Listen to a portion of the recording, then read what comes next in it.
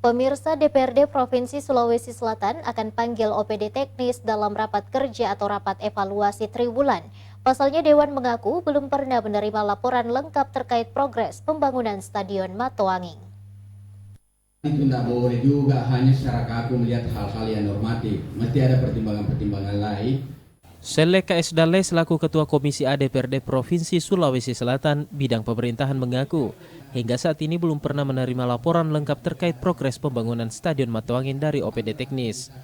Hal tersebut mengakibatkan tidak adanya informasi terkait kendala-kendala yang dialami oleh OPD, mengapa hingga saat ini pembangunan fisik belum juga dilakukan. Atas minimnya laporan terkait hal tersebut, Sele mengatakan sebagai lembaga legislatif yang bertugas sebagai pengawas akan memanggil OPD teknis dalam rapat kerja atau rapat evaluasi triwulan untuk mengetahui progres dan kendala yang dialami di lapangan untuk mencari solusi bersama. Ya itu, ada mekanisme kita di DPRD, ada rapat evaluasi triwulanan, kemudian untuk hal-hal tertentu bisa diundang untuk rapat kerja,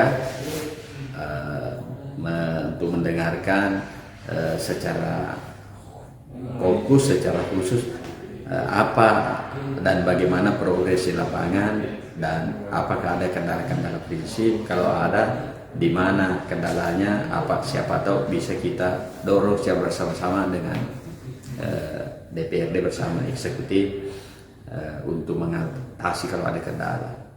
Sele berharap sumber anggaran pembangunan Stadion Matoanging dari APBD tahun 2022 sekitar 74 miliar rupiah dapat terserap dengan baik oleh pemerintah provinsi, dalam hal ini OPD teknis, sehingga ada dasar untuk melanjutkan penganggaran di tahun 2023. Fitri Hairunisa, Sulawesi TV.